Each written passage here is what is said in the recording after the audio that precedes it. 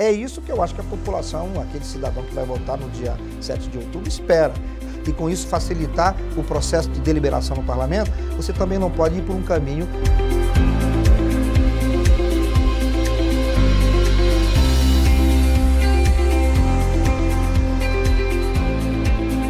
Não, pergunta difícil, né? Nós estamos vivendo um momento extremamente delicado, digamos, em termos políticos, por conta de um processo que inicia em 2013, entra na eleição em 2014, muito movido pela emoção, né, por posicionamentos que são grandes, na maioria das vezes, não só por parte do eleitor comum, do cidadão, mas por lideranças de partidos que radicalizaram o discurso, né, provocando um ambiente político extremamente delicado, o que contribuiu em muito, né, para, digamos, aprofundar questões econômicas. A gente sai de uma crise econômica, entra numa crise política, enfim, todo esse caldo de muita paixão, né, de muito interesse de grupos e de pessoas, levou o país a uma crise de representação, que obviamente não é uma coisa recente. Eu acho que o Brasil já vem sofrendo nos últimos anos de um problema sério de representação, que os partidos, enquanto instituições representativas, não têm cumprido seu papel constitucional. A população se sente extremamente abandonada, né, quase que fora do processo de decisão. Os partidos estão muito mais preocupados em compor os seus quadros, atender os seus interesses de grupos e regionais, enfim. E tudo isso contribuiu para que o país mergulhasse, então, numa crise política que eu acho que historicamente sem precedente. O ambiente ainda está muito contaminado, nós estamos às portas de uma nova eleição e esse processo ainda continua. As instituições políticas não foram capazes de conter, digamos, esse ambiente raivoso, né, de muito, até, às vezes até de ódio, o que é extremamente prejudicial à democracia e o próprio processo político.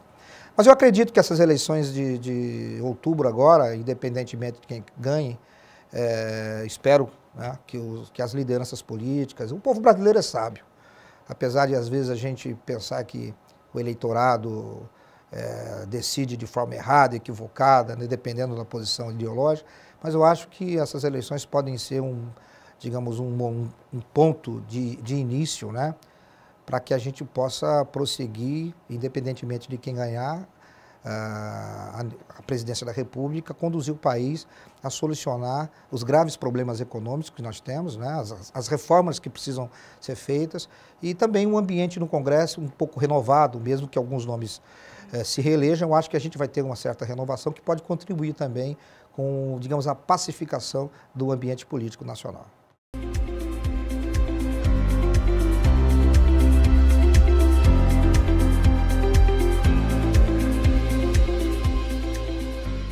Ela é danosa. O número excessivo de partidos no parlamento é danoso para qualquer sistema político. Nenhum país do mundo, né, se você pegar as principais democracias do mundo, você vai ter um número excessivo, o número de partidos que o Brasil tem. Mas isso é muito por conta da legislação eleitoral, por conta do sistema eleitoral que nós temos, o sistema partidário que nós temos, que precisa ser revisto. É claro que eu também não sou a favor de que para você solucionar um problema, você cria um problema maior, que é de supressão das liberdades e de associação. Eu acho que existe uma discussão muito interessante nesse sentido, de você criar uma cláusula de barreira, de você mudar o sistema para voto distrital, majoritário, proporcional. Eu acho que todas essas propostas, que infelizmente não conseguem, digamos, dentro do parlamento, prosseguirem as discussões. Normalmente você tem algumas propostas, mas elas sempre ficam em algumas comissões, porque não há interesse também. O sistema que aí está favorece muito o ambiente político que nós vivemos. Ou seja, o governo, qualquer pessoa que assuma a presidência da República vai ter muita dificuldade de fazer um governo de coalizão, né? O presidente Fernando Henrique Cardoso cunhou essa expressão, né, presidencialismo de coalizão. Esse presidencialismo de coalizão do Brasil se tornou, na verdade, aquele toma lá da cá, né? E você vai negociar no varejo, com partidos e pequenas legendas, para poder ter as suas, digamos, propostas, enfim, as ações do Poder Executivo a serem encaminhadas. Eu acho que o Brasil precisa sim fazer uma reforma, agora essa reforma precisa ser muito bem pensada. Nós não podemos, por exemplo, tentando alcançar o objetivo que é diminuir os partidos políticos e com isso facilitar o processo de deliberação no parlamento, você também não pode ir por um caminho que possa dificultar, por exemplo, o processo de associação, enfim, a representação das minorias. Quer dizer, eu acho que é preciso pensar um sistema que seja capaz de criar partidos, não no número excessivo que tem, mas que possa dar manutenção aos partidos que realmente têm representação nacional, diminuir essa farra de legenda, eu acho que isso é preciso fazer, mas sem com isso você também prejudicar o processo de liberdade associativa, ou seja, liberdade política, de você formar grupo.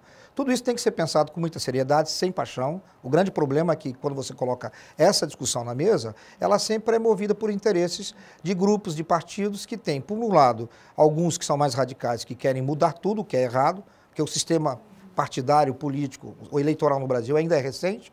Nós temos que ver muitos dispositivos, algumas coisas que estão ocorrendo, precisam ter um tempo maior para avaliar os seus, digamos, efeitos dentro do processo de representação, mas, por outro lado, existem algumas medidas que são imediatas, emergentes. Ou a gente vai continuar nesse ciclo, que não é um ciclo vicioso, de todo presidente ter dificuldade, ter que fazer acordos, nem sempre republicanos, para poder tocar, digamos, o seu projeto, o seu programa de governo.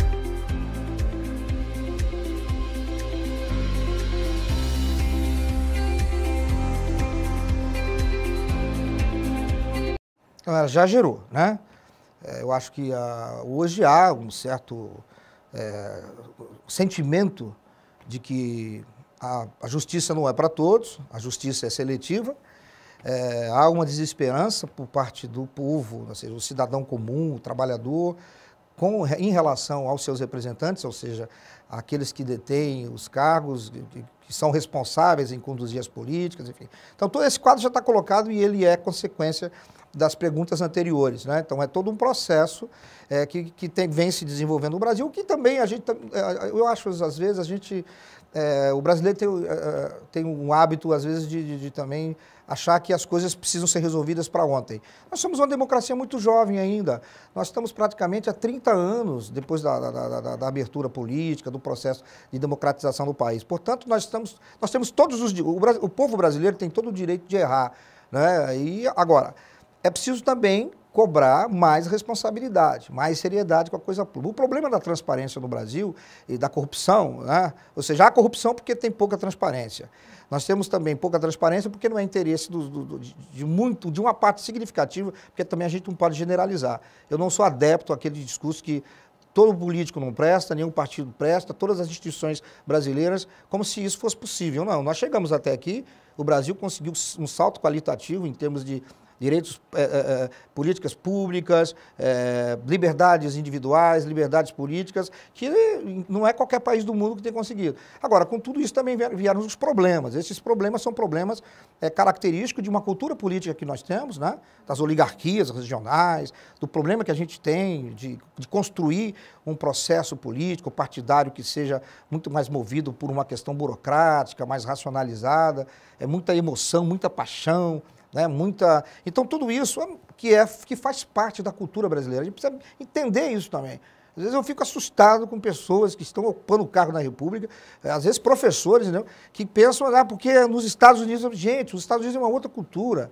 Né? Lá na Inglaterra, na França, na Alemanha, mas nós somos o Brasil. O Brasil é um continente, o Brasil é um país que tem características culturais extremamente diferentes, que precisam ser entendidas. Eu acho que precisa fazer uma reflexão, precisa se pesquisar, a universidade tem um papel fundamental, as outras instituições precisam ajudar nesse processo de compreensão das diferenças, das regionalidades, da cultura brasileira, e dentro desse processo você produzir uma estrutura de poder, digamos, as instituições representativas que possam verdadeiramente representar toda essa diversidade étnico-cultural que o Brasil tem. Fazendo isso já é um primeiro passo. Não acho, por exemplo, que medidas drásticas, um discurso radicalizado vai solucionar o problema do Brasil e vai deixar o povo brasileiro. Pode até deixar num primeiro momento, mas as consequências de atitudes assim, extemporâneas, podem levar o país a recuar, inclusive, em alguns processos de conquista que ele tem nos últimos anos conseguido imprimir, com todas as dificuldades que a gente tem.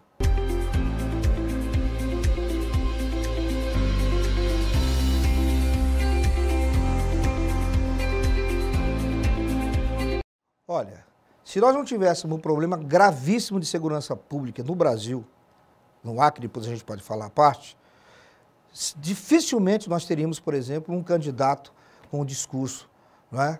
Como Jair Bolsonaro em primeiro lugar. Dificilmente, ele provavelmente estaria ali com um dígito nas pesquisas. Dificilmente ele emplacaria a sua candidatura se não fosse um ambiente de insegurança. Essa sensação de insegurança que todos nós estamos tendo, ela vai, obviamente, criar esses personagens, né, que vão trabalhar justamente naquilo que de pior a política pode fazer, que é a questão de trabalhar com o medo, né?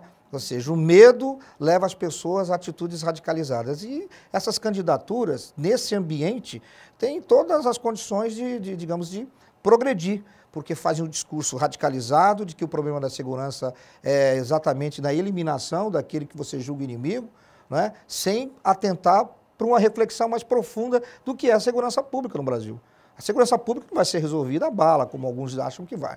Então, esse tipo de discurso, dificilmente, ele estaria, liderando o processo eleitoral se não fosse o ambiente que nós estamos vivendo, de insegurança, por conta das políticas equivocadas, tanto do governo federal como dos governos estaduais. Abandono de políticas de segurança pública preventiva que foram simplesmente jogados na lata do lixo por conta de interesses que, sabe lá, né? A gente fica, às vezes, até em dúvida. Como você, às vezes, deixa de prosseguir com uma política preventiva de segurança em detrimento de outra, que é muito mais reativa?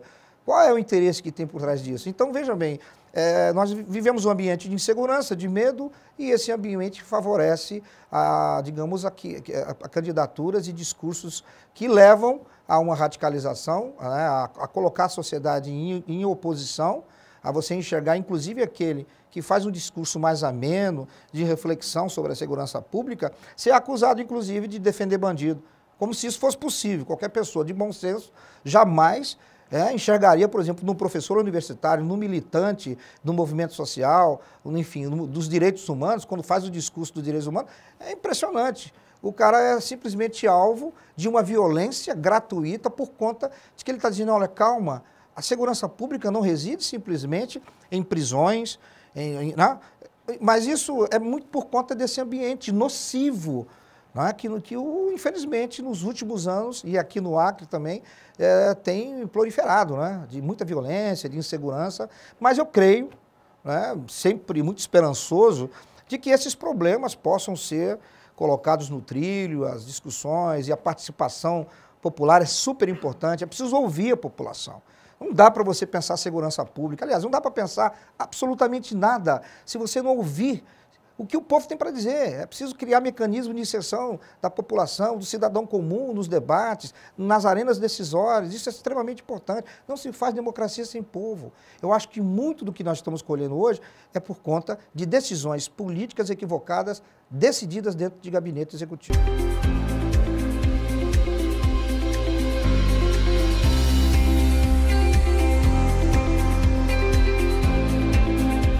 Olha, eu vejo o processo político dessas eleições no Acre, até estranhamente, um pouco diferente do que nos outros anos. Eu acho que nós estamos vivendo um ambiente um pouco mais amistoso. Eu acho até por conta do perfil dos dois candidatos, tanto da oposição quanto do governo, eu acho que são jovens, são pessoas, cada um no seu estilo, obviamente, com seus interesses partidários e pessoais, mas eu acho que, pelo menos até o momento, espero que continue assim, eu acho que o processo tem se dado de uma forma mais amistosa, diferentemente de alguns outros em que digamos, a paixão e esse discurso do lado de cá e do lado de lá, né, eu não estou vendo isso. Eu acho que o ambiente, diferentemente, né, a gente poderia até, do Brasil, que vive, de certa forma, um ambiente um pouco mais hostil, eu acho que aqui no Acre a gente vai conduzir esse processo de uma forma um pouco mais amistosa. Eu acho que tem espaço para isso, são dois candidatos, os principais, né? Eu acho que o terceiro candidato que se equivoca quando traz para dentro da sua campanha uma figura, né, que tem como talvez o discurso principal, o discurso da intolerância, da radicalização, acho que é um equívoco. Eu acho que ele poderia fazer uma campanha muito mais construtiva, muito mais propositiva, com a própria figura dele de ser membro de uma instituição tão importante como a Polícia Militar, mas isso é escolha de cada um, né? Aí a gente não vai discutir isso. Mas eu acho que as duas principais candidaturas, e é disso que a gente tem que se... É nessa questão que a gente tem que se reportar, porque são os dois candidatos que têm condições reais de levarem, ou no primeiro ou no segundo turno, o governo do Estado do Acre. Eu acho que essas duas candidaturas, me parece, até o momento, conduzem o processo de uma forma tranquila. Eu acho que, a continuar assim, nós teremos umas eleições tranquilas, e aí eu não sei se você quer saber a questão de quem está na frente, eu acho que isso pouco importa nesse momento. Eu acho que, independente de quem ganhar, tanto o candidato do governo quanto o candidato da oposição, eles vão encontrar uma situação extremamente delicada no Estado, né? Nós estamos falando do ambiente de segurança pública, crime organizado, que vai ter que ser repensado. O modelo que foi utilizado não é o mais adequado, porque os efeitos estão aí, não tem como você defender. Então é preciso repensar, é preciso voltar um pouco e analisar algumas iniciativas que foram feitas em anos anteriores, que estavam dando certo e que, por explicações que a gente não consegue entender, foram abandonadas. Quem sabe retomar algumas coisas. Eu já ouvi alguma coisa nesse sentido, policiamento da família, enfim, polícia comunitária. Eu acho que o foco, no caso mais específico, que eu acho que esse também, se você pegar as três principais candidaturas, é muito fácil você identificar que o foco de todas elas são a questão do combate à violência. Você tem um vice de um candidato que é major, o outro que é o tenente coronel da PM, e o outro candidato que tem como vice um delegado. Então, diante desse quadro, você verifica que há uma preocupação das candidaturas com relação à segurança pública. Mas a segurança pública não é um único, não pode ser um foco, porque ela, na verdade, é muito mais efeito, não é do que causa dos demais problemas. A violência ela é efeito, muito mais efeito. É claro que a gente não pode também fazer desse discurso um discurso simplista, sem profundidade. Existe uma questão de violência que tem a ver realmente com interesses econômicos, enfim. Haverá sempre, em qualquer sociedade. Se você for nas sociedades mais desenvolvidas, existe o crime virtual, o crime cibernético, o crime mesmo né? Ou seja, agora o problema no Brasil é que isso se tornou uma epidemia porque foi somado a outros problemas que potencializaram a questão da violência. Então, o primeiro passo é separar as coisas. O que é violência? Realmente consequência de grupos e pessoas que têm interesse em praticar o crime. Isso é uma coisa. A outra é, o que nós estamos fazendo para prevenir que jovens, legiões, né, todo dia tem um assassinato de jovens, de 16, 17... Isso é um problema que não tem nada a ver com isso.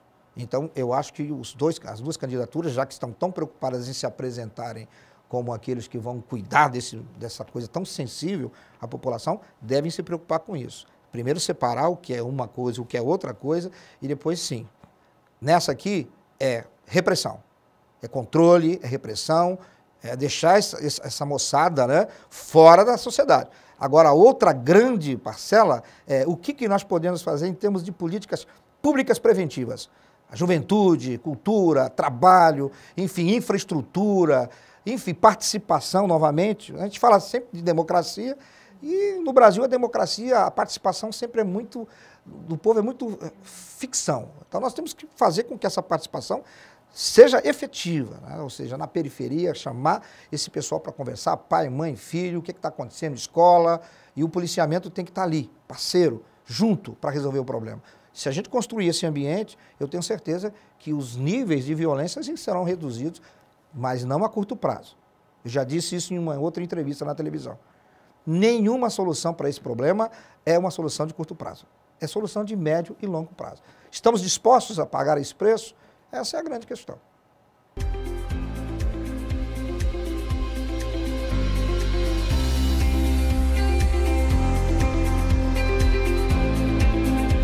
Eu acho que essa resposta é simples, que ele cumpra as promessas. O primeiro ponto é esse. A primeira coisa que ele tem que fazer, o que a população espera? Quando um determinado candidato apresenta uma proposta e ele consegue um número efetivo de votos, enfim, as pessoas votam, grande maioria. Agora vamos tirar aqui as exceções, essa coisa toda, porque as pessoas às vezes confundem muito. Eu não gosto muito de discutir essas coisas tudo misturado. A maioria do cidadão, do eleitor, ele vota em proposta. Ele vota numa perspectiva, ele confia naquilo, ele acredita que aquele candidato possa concluir, possa, enfim, levar a cabo aquelas propostas. Então, o primeiro compromisso tem que ser, que tem que haver, o que ele espera é isso. Ele vai cumprir as propostas. Vai depender muito da capacidade dessas candidaturas, ou seja, desse governo, desse gabinete que vai ser montado, tanto por o candidato de oposição quanto o candidato do governo. Qual é o gabinete que ele vai montar? Porque montagem de gabinete é algo extremamente fundamental. Infelizmente, no Brasil, com raríssimas exceções, as pessoas erradas estão nos locais, nas secretarias. É uma relação muito danosa, porque as pessoas confundem apoio político, eleitoral, com gabinete executivo. Uma coisa é uma coisa, outra coisa é outra coisa. Você me apoia e você vai participar do governo. Mas existem cargos estratégicos que devem ser colocados na mão das pessoas que entendem, que são pessoas que têm responsabilidade. Fazendo isso, eu acho que tanto um candidato quanto o outro, se vencedor, poderá levar, sim, a cumprimento dessas promessas. É isso que eu acho que a população, aquele cidadão que vai votar no dia 7 de outubro, espera, que ele seja capaz de cumprir. É claro que nenhum candidato terá condições de cumprir todas as promessas que fez, por conta de vários problemas da burocracia, do tempo que se tem de governo, mas eu acho que, em linhas gerais, é possível, sim, você cumprir parte daquilo que você está... Principalmente os pontos mais estratégicos, né? Aqui no Acre, por exemplo, eu acho que nós poderíamos colocar numa sequência segurança, saúde e geração de emprego e renda. Nós não podemos continuar o século XXI numa dependência total de repasses. Nós temos que criar uma alternativa econômica para o Estado, seja qual for, não é? Precisamos criar, precisamos ter... E eu acho que nesse momento o que nós precisamos é exatamente novas ideias. Pensar o Estado do Acre numa outra perspectiva, dentro de uma perspectiva que possa inserir o Acre dentro de um processo maior de desenvolvimento, né? Com ideias novas, com foco diferente, com uma multiplicidade mesmo. Não é só uma atividade econômica que vai nos retirar desse atraso. É preciso pensar de forma multifacetada, com muita imaginação, criatividade, para que assim a gente possa caminhar. Eu acho que, é claro que eu estou falando aqui de uma complexidade muito maior. O cidadão comum, ele quer mais segurança, ele quer que o candidato cumpra aquela agenda. Olha, ele disse que na segurança ele vai fazer aquilo, que na saúde. Então, eu acho que existem aí alguns pontos que é possível você amenizar os problemas, mas é preciso pensar muito mais, avançar. Mas eu acho que o que o cidadão comum, eleitor, espera, eu acho que o primeiro ponto é esse. Cumpra pelo menos metade das promessas que têm sido feitas durante o processo, né, de campanha.